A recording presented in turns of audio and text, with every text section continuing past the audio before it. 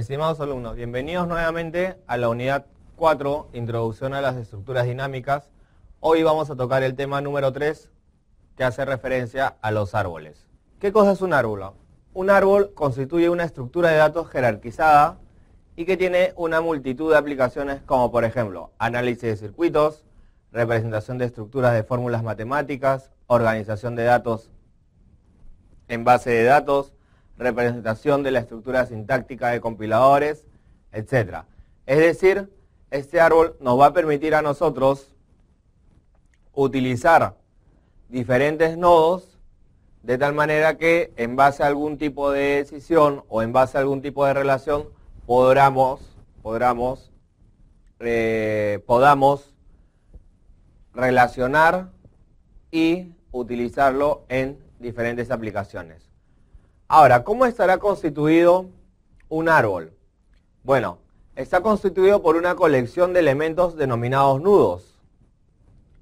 Estos nudos se distinguen con el nombre de la raíz, junto con una relación de parentesco que establece una estructura jerárquica sobre los nudos. Es decir, que vamos a tener una raíz y en base a esa raíz vamos a tener descendientes, ¿sí?, que van a representar a los nudos. Ahora, cada nudo tiene una relación con un padre, a excepción de la raíz, que es de donde empieza el árbol de la estructura de datos. Y puede tener 0 o más hijos que vendrían a ser los nudos.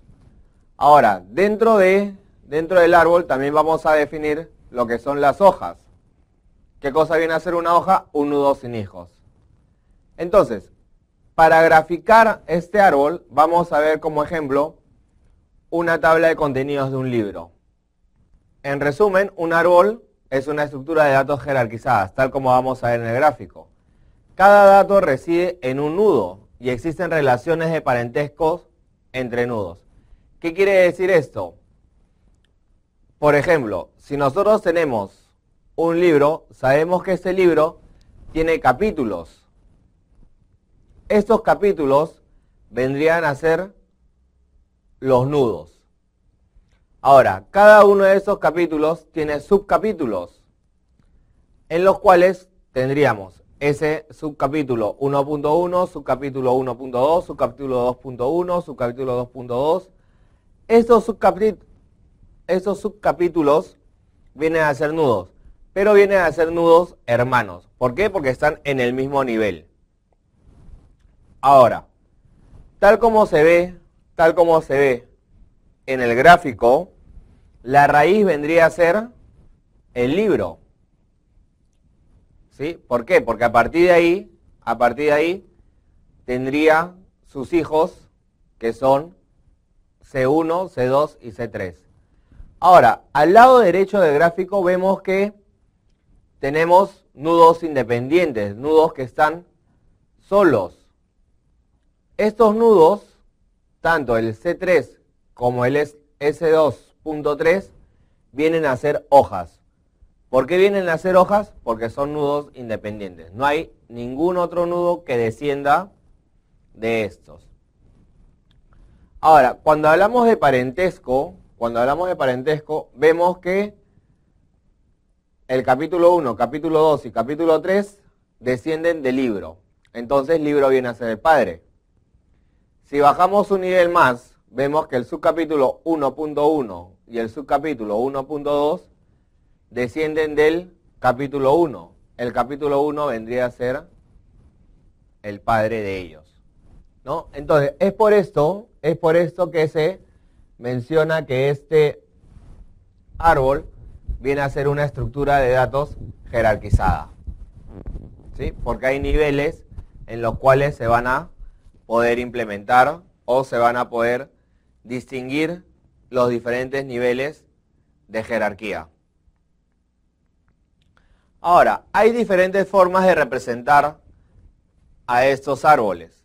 Mediante un grafo tenemos que el nivel raíz es el círculo con la letra A y los hijos serán B y C. De tal manera que C tiene como hijos a E y F, y B tiene como hijos a D.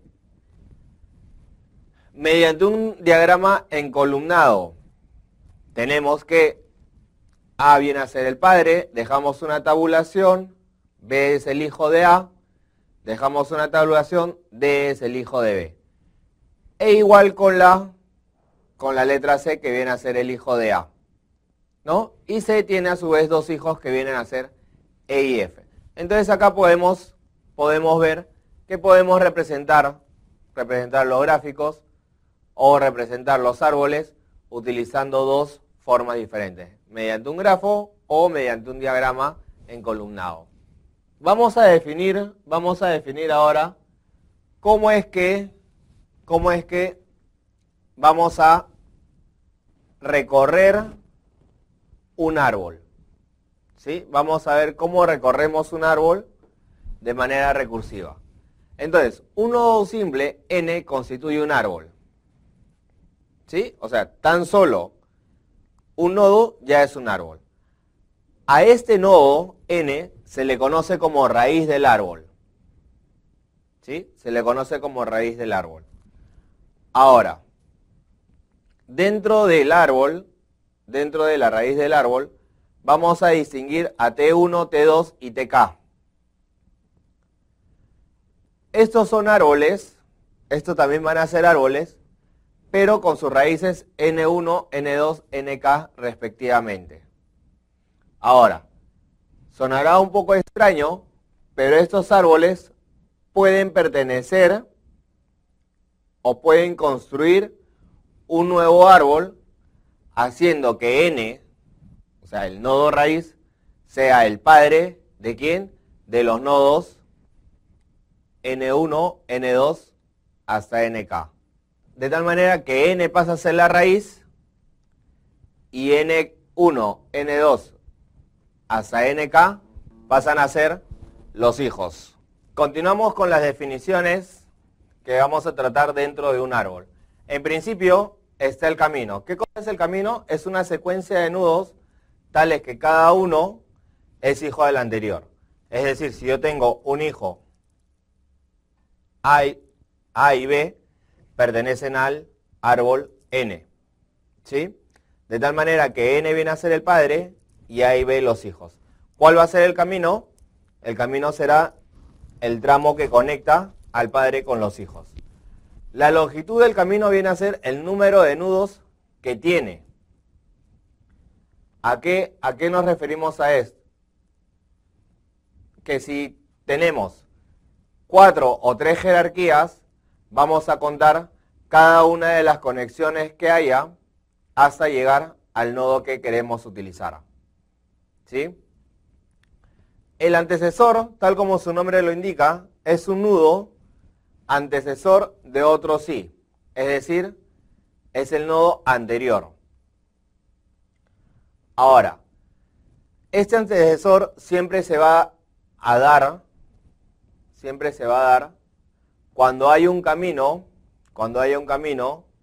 entre el primero y el segundo nodo.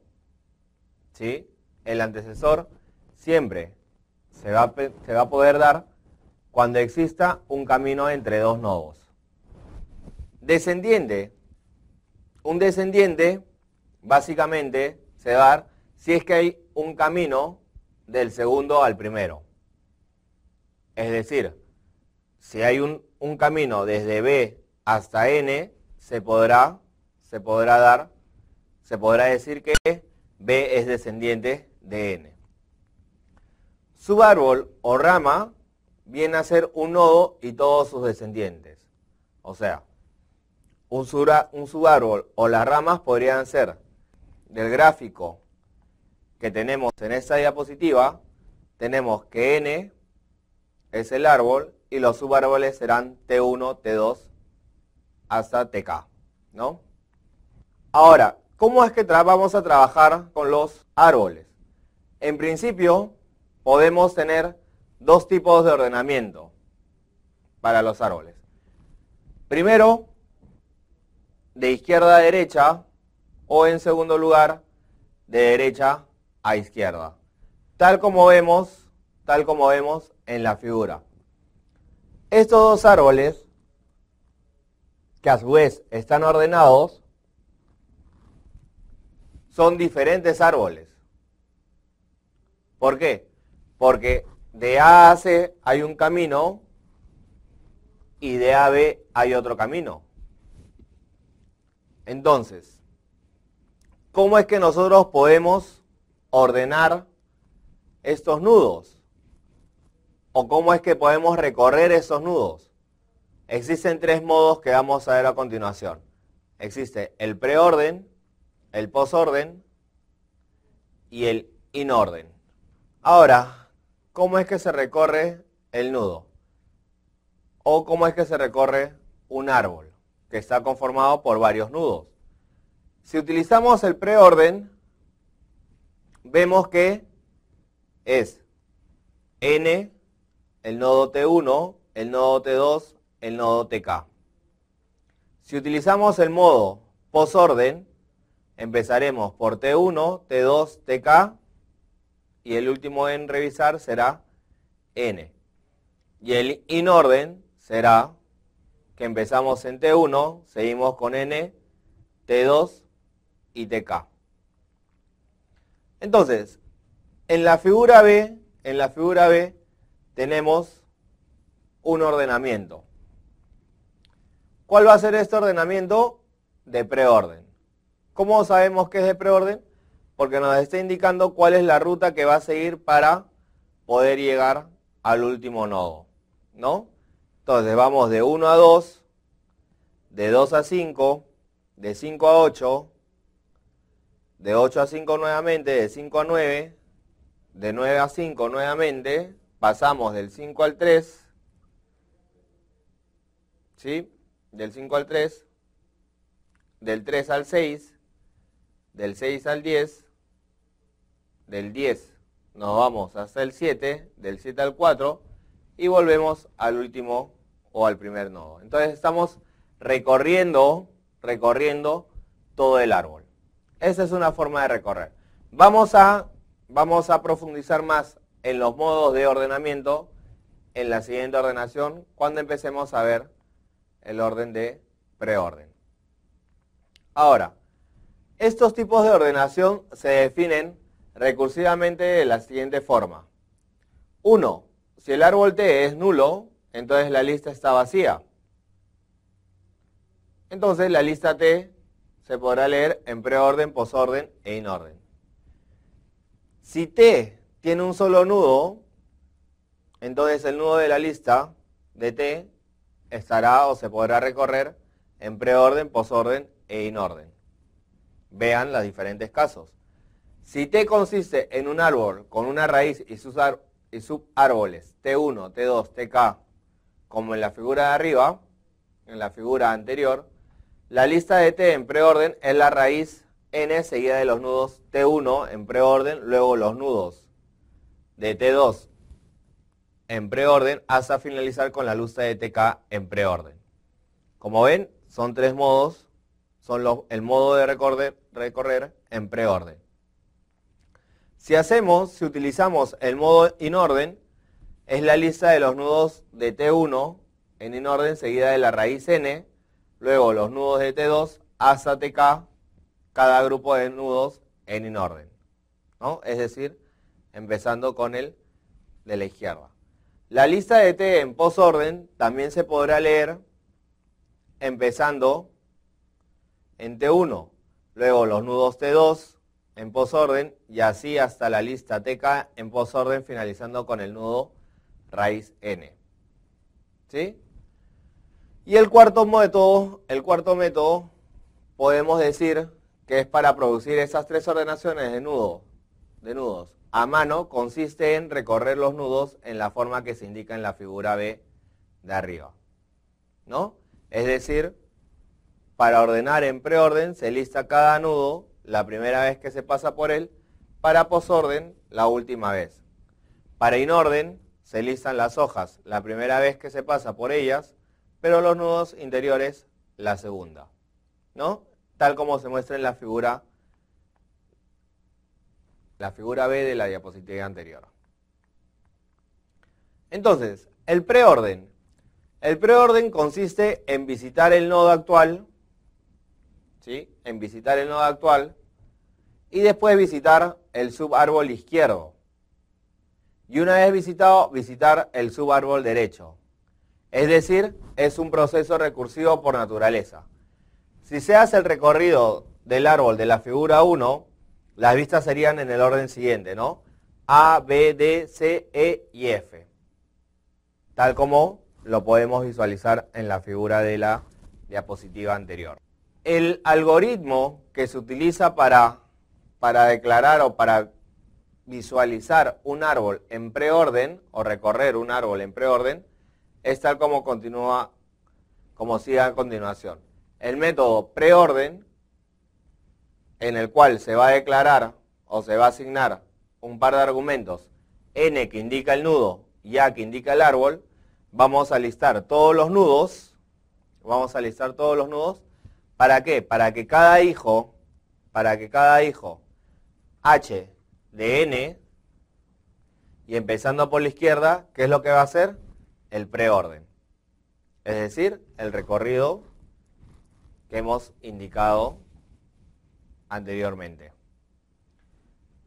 Pero para cada hijo. Es decir, es una estructura repetitiva que se va a ejecutar hasta que finalicemos de recorrer todo el árbol. En el método inorden u orden central se visita el subárbol izquierdo, el nodo actual, y después se visita el subárbol derecho. En el ejemplo de la figura 1, las visitas serían en este orden. Empezamos con B, D, A, E, C y F. ¿Por qué B, D, I? Porque se supone que estamos visitando el subárbol izquierdo, luego el nodo actual y por último el subárbol derecho. Y así sucesivamente con el resto de los nodos. ¿Cuál será el algoritmo que nosotros tenemos que utilizar para poder visualizar o para poder trabajar con este método? Es el método postorden, en el cual asignamos un par de argumentos, nudo y A, para asignar al árbol, pero aquí ya no vamos a ver como en el caso anterior, sino que ahora para cada hijo h de n, y empezando por la izquierda, lo que vamos a hacer es el postorden con la cantidad de hijos en el árbol, ¿no? Y listamos los nodos a ordenar. El postorden, primero se visitan primero el subárbol izquierdo y después el subárbol derecho. Y por último, el nodo actual en el que nace este árbol. En el ejemplo de la figura 1, podemos ver el recorrido que haría tal como se indica, ¿no? DB, E, F, C, A, siendo A el último nodo visitado o actual, ¿no? Aquí el algoritmo incluye una condicional que nos va a permitir indicar justamente si es que tenemos una hoja dentro del árbol. ¿Por qué tenemos que visualizar si tenemos una hoja? Porque si es solamente un nodo, listará el nodo. De lo contrario, tendremos que hacer un inorden para visitar al hijo que esté más a la izquierda del nodo y también listar n. Pero aquí vamos a repetir